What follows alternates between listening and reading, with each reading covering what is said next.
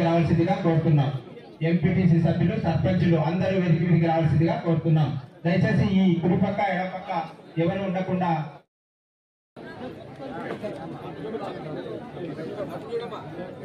Gangavaram 1 C Subrahmanyam yes Kulayamma, Gangavaram 1 నుంచి Gangavaram Panchayat secretary, కన్వాడిపల్లి 2 Shah Jahan రమీజాబి నిదానంగా పంపించండి.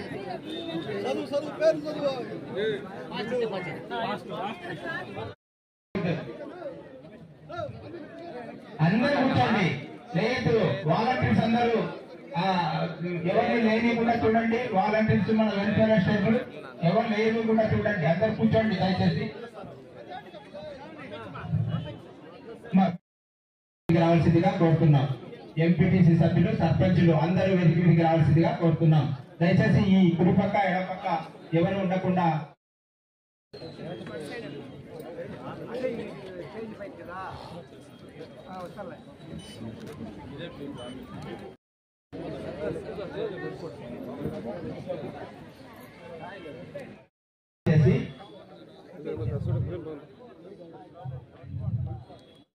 భావించవలసిందిగా మన ప్రీతమ శాసనసభ్యులు గౌరవనీయులు పెద్దలు వెంకయ్య గౌడ్ గారిని కోరుతున్నాం. జ్యోతి ప్రజ్వలన కావించవలసిందిగా ధన్యవాదాలు చెప్పాలి. మరి ఈ రోజు పరిస్థితుల్లో మన రాష్ట్రానికి జగన్మోహన్ రెడ్డి మళ్ళా ముఖ్యమంత్రి అవుతేనే మనకన్నీ మీకు ఈ పెన్షన్లన్నీ కూడా 3.5-4 నెలలు అయ్యే పరిస్థితి ఉంటుంది. మీరు మళ్ళా ఈ రాబోయే పొగట వేషాలలో ఇప్పుడు మీసాలు గడ్డాలు పెంచుకొని పచ్చ దొక్కాయలు వేసుకొని మళ్ళా వీధుల్లో అంతా వీధి నాటకాలు వేసుకుంటా మీ దగ్గరికి అందరూ వస్తున్నారు. అన్న మాకు ఓట్లు వేయండి, మేము అధ్యాసం ఇచ్చేస్తాము. మీరు అందరూ వ్యాపారి వాళ్ళందరికీ ఓట్లు వేసినారంటే మళ్ళా వాళ్ళందరూ మీకంతా మళ్ళా రివర్స్ 200 రూపాయలు పెన్షన్ చేస్తారు. మన జగన్మోహన్ రెడ్డి మాదిరి 3,000 చేయదు.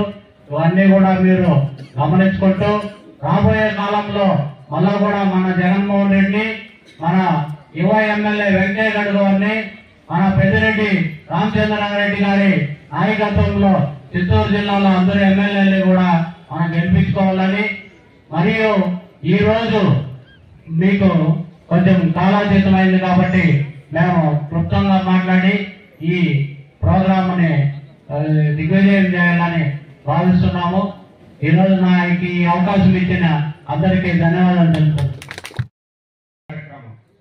ఇదందరూ గమనించాలి. అంటే జగన్మోహన్ రెడ్డి గారికి అవతాతల పట్ల, గ్రామ స్థాయిలో ఉన్నటువంటి వికలాంగుల పట్ల, అనేక అనారోగ్యాల పాలవుతున్న ఇబ్బందులు పడుతున్నటువంటి వ్యక్తుల పట్ల ఆయనకున్నటువంటి అభిమానం, ఆయనకున్నటువంటి గౌరవాన్ని మనం ఎప్పుడూ మర్చిపోకూడదు అనేటువంటి విషయాన్ని మీకు అందరికీ కూడా ఈ సందర్భంగా తెలియజేస్తాం. అలాంటి కార్యక్రమానికి ఈరోజు ఈ మండలానికి ముఖ్య అతిథిగా విచ్చేసినటువంటి గౌరవ శాసనసభ్యులు వెంకయ్య గౌడ్ గారికి మండలం తరఫున, మా అందరి తరఫున, మీ అందరి తరఫున హృదయపూర్వక ధన్యవాదాలు తెలియజేస్తూ వేదిక ముందున్నటువంటి పెద్దలందరికీ కూడా ధన్యవాదాలు. ఈ కార్యక్రమానికి విచ్చేసినటువంటి పెన్షన్ తీసుకున్నటువంటి మీకు అందరికీ కూడా హృదయపూర్వకమైనటువంటి ధన్యవాదాలు తెలియజేసుకుంటూ, మనమందరూ కూడా పెద్దలు చాలా మాట్లాడాలంటే మీరందరూ కూడా ఒక 60 సంవత్సరాలు నిండినటువంటి వాళ్ళు ఎక్కువగా ఉన్నారు ఇక్కడ. మీరు ఎన్నో ప్రభుత్వాలు చూశారు, ఎంతో మంది ముఖ్యమంత్రులు చూశారు. మరి ప్రజల పక్షాన ఇచ్చిన మాటని నిలబెట్టుకున్నటువంటి, మరి ఇచ్చిన మాట ప్రకారం ప్రభుత్వం పనిచేస్తున్నటువంటి ప్రభుత్వాన్ని ఎప్పుడైనా మీరు చూశారా? ఇలాంటి ముఖ్యమంత్రి మనకి ఈ రాష్ట్రానికి ముఖ్యమంత్రి కావడం మన అదృష్టం కాదా అనేటువంటి విషయాన్ని మీకు అందరికీ కూడా తెలియజేస్తున్నాం. ఎందుకంటే మేము గత నెలలోనే ప్రతి గ్రామ పంచాయతీకి జగనే మళ్ళీ మనకి ముఖ్యమంత్రి ఎందుకు కావాలి అనేటువంటి నినాదంతో మరి ప్రతి ఇంటికి ఎంత లబ్ధి చేకూరింది, ప్రతి గ్రామంలో ఎన్ని పెన్షన్లు ఇస్తున్నాం, ఏ సంక్షేమ కార్యక్రమాలు చేపడుతున్నాం అనేటువంటి విషయాలతో మేమందరూ కూడా మీ ముందుకు వచ్చాం. మరి ఈరోజు గతంలో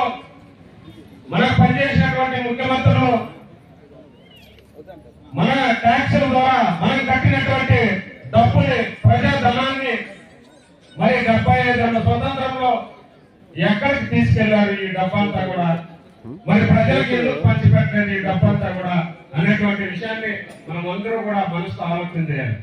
మరి ఈరోజు జగన్మోహన్ రెడ్డి గారు ముఖ్యమంత్రి అయిన తర్వాత రాష్ట్రం ఆర్థికంగా ఇబ్బందులు ఉన్నా కానీ ఆయన ఏదైతే వాగ్దానాలు ఇచ్చారో నవరత్నాలు, మరి నవరత్నాలే కాకుండా ఈరోజు సుమారు 45 రకాల సంక్షేమ కార్యక్రమాల్ని ప్రతి గడపకి చేరవేస్తున్నటువంటి ముఖ్యమంత్రి గారు ఈరోజు మరి ప్రతిపక్షాలు మన ట్యాక్సుల రూపంలో డబ్బులు వసూలు చేస్తున్నారని గగ్గోలు పెడుతున్నారు.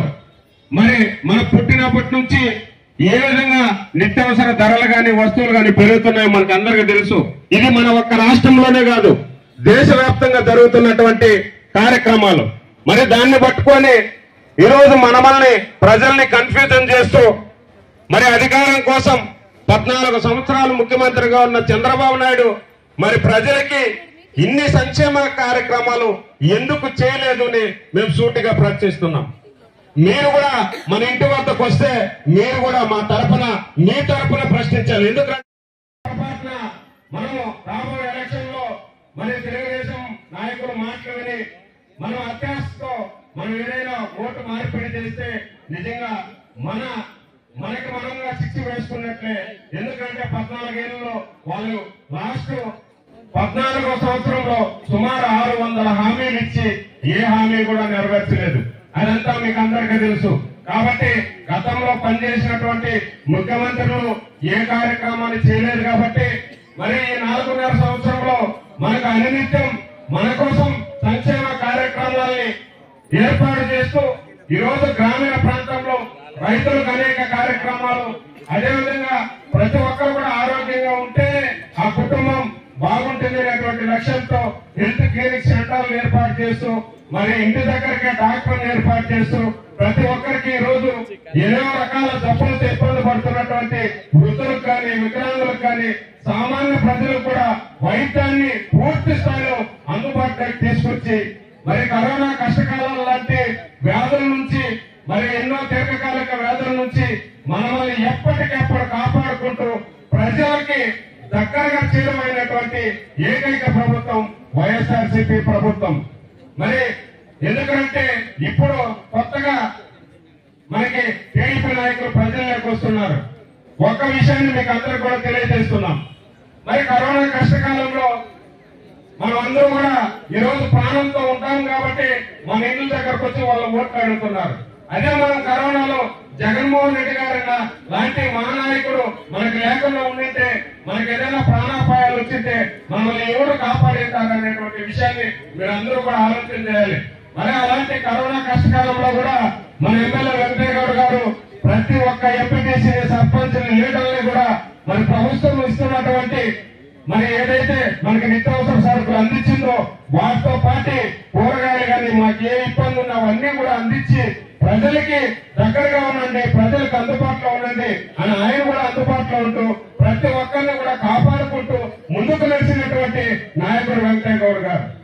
అదేవిధంగా మరి ఇప్పుడు ఆయన పోటీగా వస్తున్నటువంటి మరి అమర్నాథ్ రెడ్డి ఈ 4.5 సంవత్సరం నువ్వు ఎక్కడ వెళ్ళింటివి, నువ్వు ఏం చేస్తావంటివి, ఈ రోజు ఎలక్షన్ల కోసం పదవి కోసం ప్రజల్లోకి వచ్చి మరి పనిచేస్తున్నటువంటి ప్రభుత్వం మీద నిద్ర వేయడం, పనిచేస్తున్నటువంటి నాయకుని మీద వెంకయ్య గౌడ్ గారి మీద మరి ఏదంటే అది మాట్లాడడం ఇది కరెక్ట్ కాదు.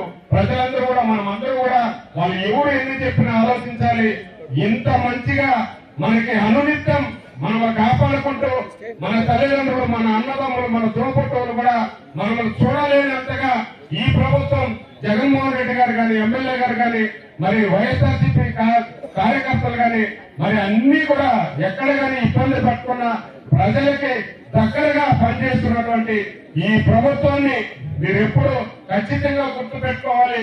మరి అధికారం కోసం మన దగ్గరకు వచ్చి మరి అధికారమే పరమావధిగా కొంతమంది, ఎందుకంటే గత 14 సంవత్సరాలు పనిచేసినటువంటి చంద్రబాబు నాయుడు మరి ప్రజలకి ఇన్ని సంక్షేమ కార్యక్రమాలు ఎందుకు తీసుకురాలేదు, మరి ఇన్ని సంక్షేమ కార్యక్రమాలతో ప్రజలు గ్రామీణ ప్రాంతంలో ఉన్నటువంటి ప్రజల్ని ఎందుకు ఆదుకోలేదు అనేటువంటి విషయాన్ని మనమే క్వశ్చన్ చేసుకుంటే మనకి మరి తెలుగుదేశం నాయకులు గొప్ప, వైసీపీ నాయకులు గొప్ప అనేటువంటి విషయాన్ని మీకు అందరికి కూడా అర్థమవుతుంది. ఇది ఏదో మేము రాజకీయాల కోసం మాట్లాడటం కాదు. దయచేసి మీకు అందరికీ తెలుసు, ఒక పెన్షన్ గాని ఏదైనా మనకు అందాలంటే గతంలో మనం నాయకుల చుట్టూ, ఆఫీసుల చుట్టూ మనము సర్టిఫికేట్ 60 ఏళ్ళు నిండిందా లేదనేటువంటి సర్టిఫికేట్లు ముఖ్యమంత్రి గారు ఆనాడు ఏదైతే ఎన్నికల ముందర మీకు అందరికీ కూడా గుర్తుంటుంది, 2019 ఎన్నికల ముందర 6 నెలల ముందే మన గౌరవ ముఖ్యమంత్రి గారు అప్పుడు ప్రతిపక్షంలో ఉంటే సుదీర్ఘ పాదయాత్ర చేసి అవ్వాతాతకు మరియు భర్తను కోల్పోయినటువంటి అక్కకు మనం అధికారంలోకి వస్తే 2000 రూపాయలు పెన్షన్ ఇస్తామని చెప్పడం జరిగింది. మీకు అందరికీ గుర్తుందో లేదు.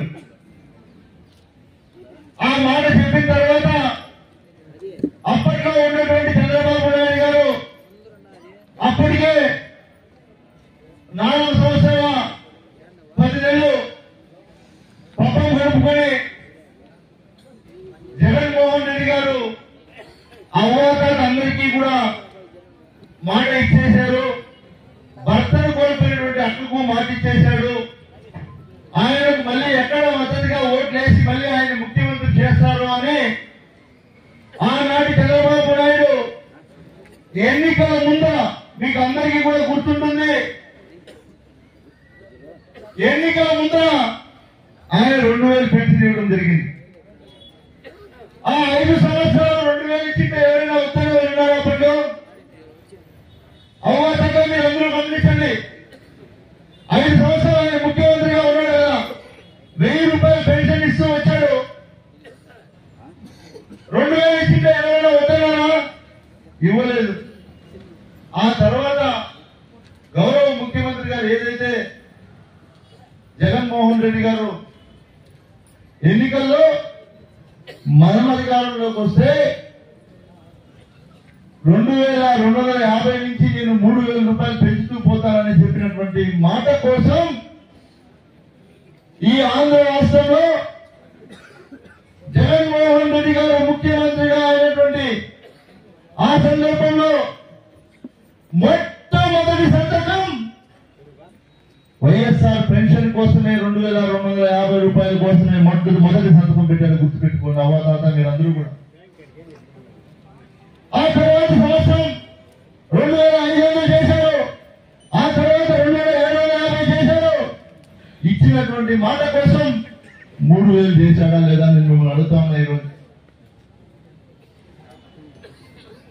ఇదొక ఎన్నికల్లో ఇచ్చినటువంటి మాటని నిలబెట్టుకున్నటువంటి కుటుంబం ఏదైనా ఉంది అంటే అది వైఎస్ కుటుంబం మాత్రమే గుర్తుపెట్టుకోవాలి. ఎందుకంటే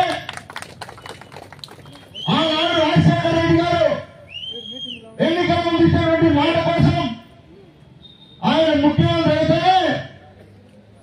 ఆ మాట నిలబెట్టుకున్నాడు. ఆ తర్వాత చంద్రబాబు నాయుడు గారు మీరందరూ కూడా ఇది గుర్తుపెట్టుకోవాలి. అవ్వాతాత ఎందుకు ఈ మాట చెప్తున్నారంటే గతంలో ఏం జరిగింది మనం మర్చిపోతాం. గతంలో ఏం జరిగింది ఇప్పుడు మళ్ళీ గుర్తు చేసుకోవాలా. చంద్రబాబు నాయుడు గారు 2014 ఎన్నికల్లో మీరందరూ కూడా ఏదో అనుభవజ్ఞుడు, ఆయన అనుభవం ఉంది, ఈ రాష్ట్రాన్ని ఉద్ధరిస్తాడు, మమ్మల్ని అందరినీ కూడా కాపాడుతాడని 2014లో ఆయన చెప్పినటువంటి మాయ మాటలు నమ్మి ఎన్ని మాయ మాటలు చెప్పాడో మీ అందరికీ కూడా తెలుసు.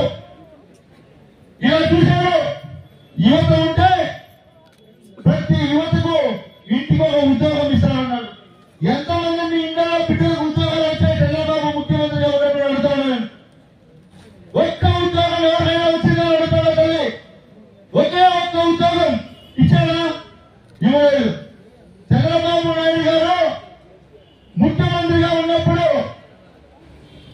నిరుద్యోగ వృద్ధి ఇస్తా, ఉద్యోగం లేకుంటే 2000 నిరుద్యోగ వృద్ధి ఇస్తా అన్నారు. ఎన్ని కుటుంబాలకు నిరుద్యోగ వృద్ధి ఇచ్చారని అడుగుతున్నా.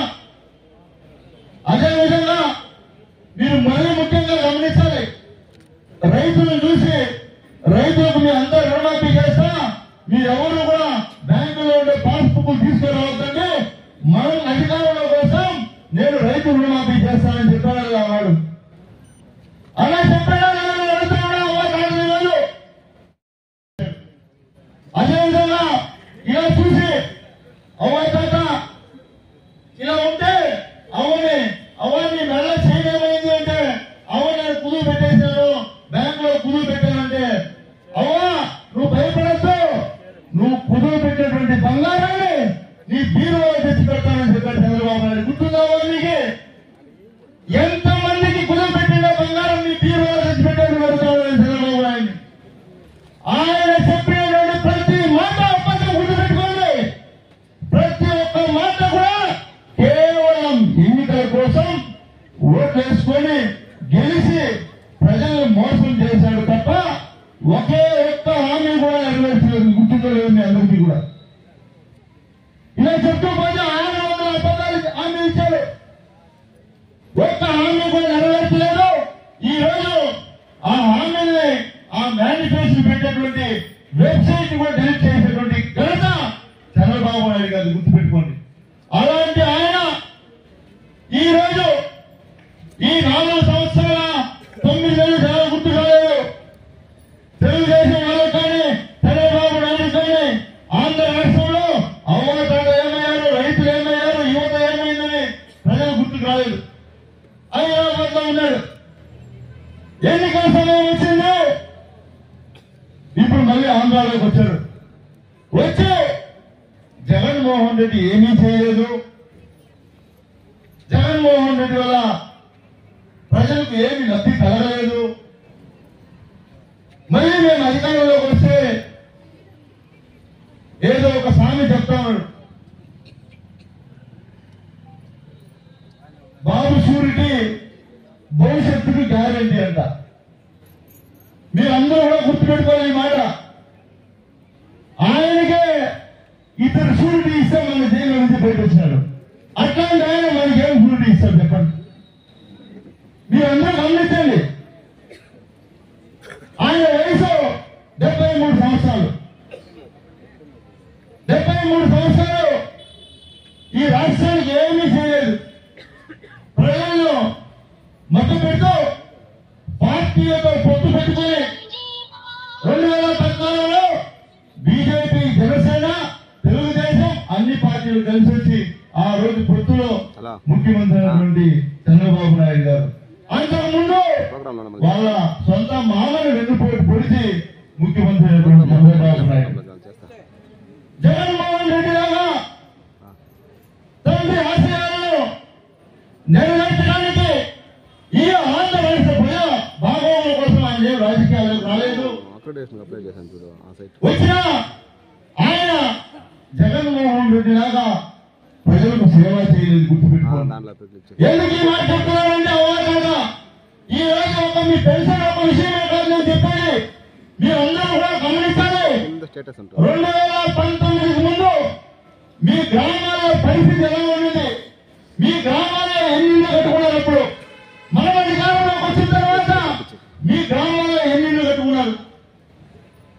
ఎన్ని రోడ్లు వేసాం? ఎంత అభివృద్ధి జరిగింది?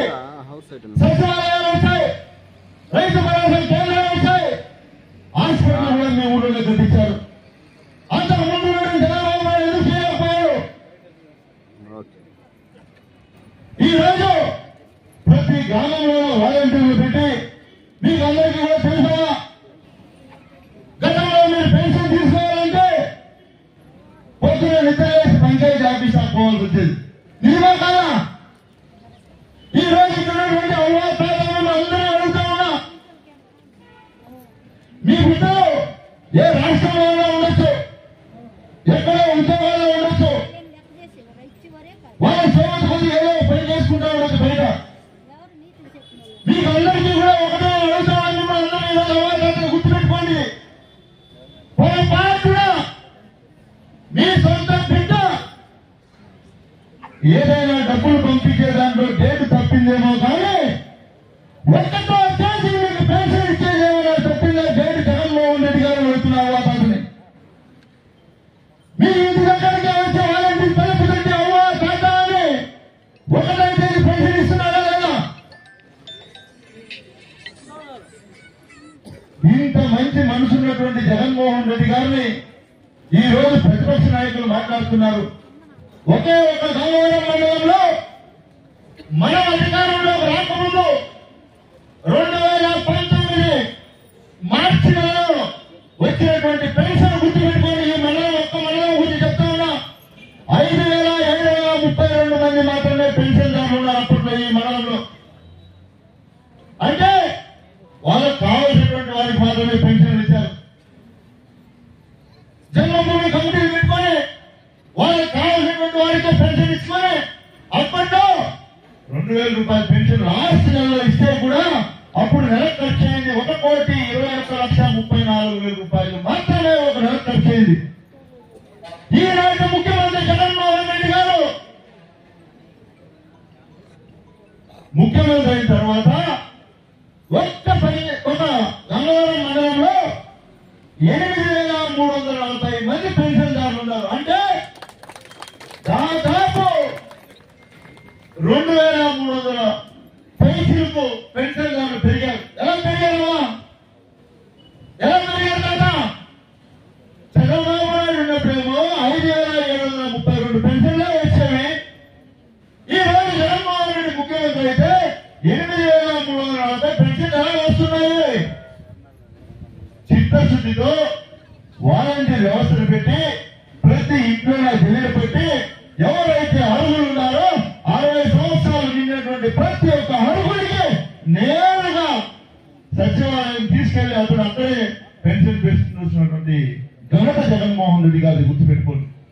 ఈ రోజు ఖర్చు అయినటువంటి పెన్షన్ కి ఒక్క నెలకి 2,47,68,500 రూపాయలు. అంటే ఆల్మోస్ట్ డబల్. అప్పుడు 1,21,00,000 అయితే ఈ రోజు 2,47,00,000 ఒక్క నెలకు పెన్షన్ కి ఇస్తున్నాం. ఒక్క గంగవరం మండలంలో గుర్తుపెట్టుకోండి అవ్వా తాత మీరు అందరూ కూడా. ఇన్ని చేస్తున్నా ఈ రోజు నిస్సిగ్గుగా సిగ్గు లేకుండా ప్రతిపక్ష నాయకులు ఏది నోటికి వస్తే అది మాట్లాడుతున్నారు. ఇది కరెక్టే అని అడుగుతాను అవ్వా తాత మిమ్మల్ని. ప్రతిపక్షంలో ఉన్నారు శభాష్ జగన్మోహన్ రెడ్డి మేము చేయలేకపోయాం నువ్వు చేశావని ఒక్కడైనా చెప్తున్నారని అడుగుతున్నా. చేసినటువంటి వాటిని ఒప్పుకోవడానికి కూడా గొప్ప మనసు ఉండాలి. ఆ మనసు కూడా లేదు ప్రతిపక్షం వాళ్ళు గుర్తుపెట్టుకోండి. ఈ రోజు గ్రామాల్లో మనం అధికారంలోకి వచ్చిన తర్వాత ఎన్ని రోడ్లు వేశాం? ప్రతి ఒక్కరికి కూడా ఈ రోజు నేను చెప్తున్నా మనం ఏవైతే నవరత్నాలు పథకాలు పెట్టామో ప్రతి కుటుంబం కూడా ఈ రోజు లబ్ధి పొందుతుందో లేదా అడుగుతా ఉన్నా. గతంలో కేవలం ఊరికి 2-3 తెలుగుదేశం నాయకులు బాగుపడ్డారు గుర్తుపెట్టుకోండి. నిజమా కాదా? ఈ రోజు ప్రతి ఒక్క పథకం నేరుగా మీ కుటుంబంలో ఉన్నటువంటి వారి అకౌంట్లో డబ్బులు పడతా ఉన్నాయో లేదా అడుగుతా ఉన్నా. ఇల్లు కావచ్చు, అమ్మఒడి కావచ్చు, ఆసరా కావచ్చు, చేయూత కావచ్చు, చేయూత కావచ్చు, విద్యార్థులు కావచ్చు, అనేక పథకాలు, రైతు భరోసా కావచ్చు నేరుగా మీ అకౌంట్ లో పడతా ఉన్నాయో. ఈ రోజు మీ బిడ్డల చదువు కోసం రాష్ట్ర ముఖ్యమంత్రి జగన్మోహన్ రెడ్డి గారు అవ్వాతాత మీ అందరూ కూడా దాదాపు 60 సంవత్సరాలైనటువంటి వారే ఎంతో మంది ముఖ్యమంత్రులు చూశారు. మీరు చూశారు కదా? ఏ ముఖ్యమంత్రి అయినా ఈ రోజు మీ ఊర్లో పాఠశాల ఎలా ఉంది కదా అడుగుతున్నాను మిమ్మల్ని. మీ ఊర్లో ఉన్నటువంటి పాఠశాలలు ఎలా ఉన్నాయి? విద్యా చదువులు ఎలా ఉంది? గతంలో ఏ ముఖ్యమంత్రి అయినా పాఠశాలకి 10 రూపాయలు ఖర్చు పెట్టినటువంటి ముఖ్యమంత్రి ఉన్నారా అడుగుతా ఉన్నా. కోట్లు వెచ్చించి ఈ రోజు పిల్లల భవిష్యత్తు కోసం రాబోయే తరానికి ఏదైనా మనం మంచి చేశాము అంటే అది పిల్లలకి ఏదైనా మంచి భవిష్యత్తు ఇచ్చాము అంటే అది ఒక విద్య అని గొప్పగా చెప్పుకునే ముఖ్యమంత్రి జగన్మోహన్ రెడ్డి గారు గుర్తుపెట్టుకొని కూడా మీకు తెలియజేస్తా ఉన్నా. ఎందుకు ఇవన్నీ చెప్తున్నారంటే ప్రతిపక్షం వారు ఎన్నికలు దగ్గర పడ్డాయి, ఊళ్ళలోకి వస్తారు మళ్ళీ కూడా ఇప్పుడు వచ్చి అవునా ఎంత వస్తుంది పెన్షన్ అంటే నువ్వు 3,000 ఎంత అనుకో, నాకు ఓటు నీకు 5,000 ఇస్తాను చెప్తారు కావాలంటే. అంటే ఓటు వేయించుకోవడానికి మాత్రం రావా, గుర్తుపెట్టుకో. ఓటు వేసిన తర్వాత నువ్వెవరో వాళ్ళెవరో నీకు నా ఖాళీ చెప్తాను. నీ చెవులు ఖాళీ ఉన్నాయనుకో నీ కమ్మలు తీసిస్తా అంటారు, ముక్కు ఖాళీ ఉంటే ముక్కు తీసిస్తా అంటారు, మెడ ఖాళీ ఉంటే చేయి తీసిస్తా అంటారు. ఏది తీసిద్దని మీరు అందరూ కూడా జగన్మోహన్ రెడ్డి గారి పథకాలు ఇవి ఇలాగే కొనసాగాలి, మనం అందరం కూడా ఇంతే సంతోషంగా ఉండాలి అంటే నేను మిమ్మల్ని అందరినీ అడుగుతాను తల్లి. మీరు 2014 నుంచి 2019 వరకు చంద్రబాబు నాయుడు ముఖ్యమంత్రిగా ఉన్నప్పుడు మీరు కానీ మీ కుటుంబం కానీ సంతోషంగా ఉండిందా? 2019 తర్వాత జగన్మోహన్ రెడ్డి ముఖ్యమంత్రి అయినప్పటి నుంచి ఇప్పటి వరకు మీరు సంతోషంగా ఉండాలని అడుగుతా ఉన్నా తల్లి. మీకు మంచి జరిగిందేనా మాకు ఓటేయండి, మీకు కానీ మీ కుటుంబానికి కానీ మంచి జరిగిందేనా మాకు ఓటేయండి అడుగుతాం తప్ప మేము మంచి చేశాం. మీరు ఆనాడు వేసేటువంటి ఓటు ఒకే ఒక్క ఓటు మీరు వేస్తే నేను శాసనసభకైనా గౌరవ ముఖ్యమంత్రి గారు జగన్మోహన్ రెడ్డి గారు ఈ రాష్ట్రానికి మంచి పరిపాలన తీసుకొచ్చారు, గుర్తుపెట్టుకోండి. నేను మీకు అందరికీ కూడా ఒకటే తెలియజేస్తా ఉన్నా, ఈ అబద్ధం బూటకం చెప్పేవాళ్ళు మళ్ళీ మీ ఊళ్ళోకి వస్తూ ఉన్నారు. ఇప్పుడు ఆ అబద్ధాలను నమ్మకండి. ఎందుకు మళ్ళీ మళ్ళీ చెప్తున్నారంటే వాళ్ళు ఒక్క అబద్ధాన్ని 100 సార్లు చెప్తే ప్రజలు నమ్మి నిజమనుకుంటారనే ఆలోచనతో ఉన్నారు తెలుగుదేశం నాయకులు. ఇంకా కూడా ఒకే అబద్ధాన్ని 100 సార్లు చెప్తారు. ఆ 100 సార్లు చెప్తే మనం ఏమనుకుంటాము, ఓ ఇది నిజమేనేమో. ఇప్పుడు కొత్త ప్రచారం కూడా స్టార్ట్ చేశారు. మళ్ళీ ఈసారి నేనే గెలిచేది. ఎట్లా గెలుస్తారు? ఏం చేశారని గెలుస్తారు? ఏమి చేయకుండా మీరే గెలిస్తే ఇది చేశారు మేము ఎట్టగల మాకు ఎంత మెజార్టీ రావాలా మేము అడుగుతాం. మాకు ఆ ధైర్యం ఉంది. మీరు ఏమి చేయలేదు 2014 నుంచి 2019 వరకు ఏమీ చేయకుండా ఈ రోజు మేము గెలుస్తామంటే 2019 నుంచి ఇప్పటి వరకు అవాతాలను అడుగుతామని మిమ్మల్ని. నేను ఎమ్మెల్యే అయిన తర్వాత ప్రతి గడపకి 2 సార్లు వచ్చాను. గుర్తుపెట్టుకోండి, మీ ఇంటి దగ్గరికి వచ్చానా లేదా? అంతకు ముందు మీరు ఎమ్మెల్యే ఎంతమంది వచ్చారు వాళ్ళని అడుగుతామో మిమ్మల్ని. ఎంతమంది మీ ఇంట్లోకి వచ్చారు ఎమ్మెల్యేగా వచ్చి అవ్వ నీకేమైనా కష్టం ఉందా, జగన్మా నీకేమైనా కష్టం ఉందా, అన్నా నీకేమైనా కష్టం ఉందా అని అడిగినటువంటి ఎమ్మెల్యేలు ఎంతమంది ఉన్నారు? కష్టమని అడుగుతూ ఉన్నారు. అడిగేదాన్ని తప్పుందా? ఏమన్నా నా చేతిలో చేసి పెట్టా. ప్రతి గడపకు 2 సార్లు తిరిగే ఎమ్మెల్యేగా అందరూ అధికారం తీసుకొని వాళ్ళు నన్ను తిట్టుకున్నా సరే వాళ్ళు తాను ఎంత నొప్పిలో తెలుసా ఆ రోజుల్లో. ప్రతి ఇంటికి తిరిగాను. ఎవరు ఏ సమస్య చెప్పినా మా ఇంట్లో కరెంటు పోలేదంటే పోలు వేయించిన, రోడ్డు కావాలంటే రోడ్డు వేయించిన, మా ఏదో సమస్య ఉందంటే కూర్చొని పంచాయతీలు చేపించి సెటిల్ చేపించిన. నా వల్ల అయ్యేది చేశాను పెద్దల్ని. ఇంతకుముందు ఉన్నటువంటి శాసనసభ్యులు ఎవరైనా సరే మీరు గుర్తుపెట్టుకోవాల్సింది ఒకటే, 2009 ఎలక్షన్ ఓట్లు వేసుకొని పోయినటువంటి వ్యక్తులు మళ్ళీ 2014 ఎలక్షన్ వరకు మీ మొక్కలు ఎవరైనా చూశారా అని నేను అడుగుతా ఉన్నా. నిజం చెప్పండి. 5 సంవత్సరాలు ఒకసారి ప్రజలు గుర్తొచ్చేది నాయకుడికి. అప్పుడు 2014 ఎన్నికల్లో పోతే మళ్ళీ 2019 ఎన్నికల్లోనే మళ్ళీ ఎన్నికల కోసం వచ్చారు, గుర్తుపెట్టుకోండి.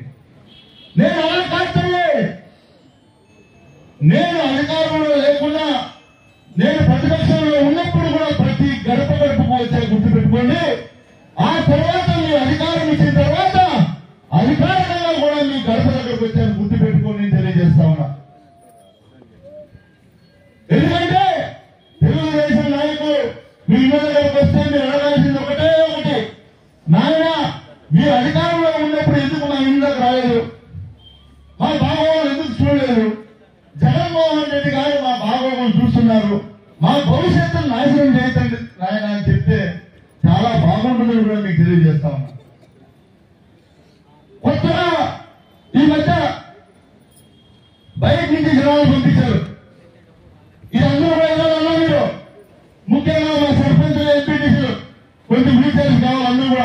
మీరు ఇన్వాల్వ్మెంట్ ఉంటే కుదరదుగా.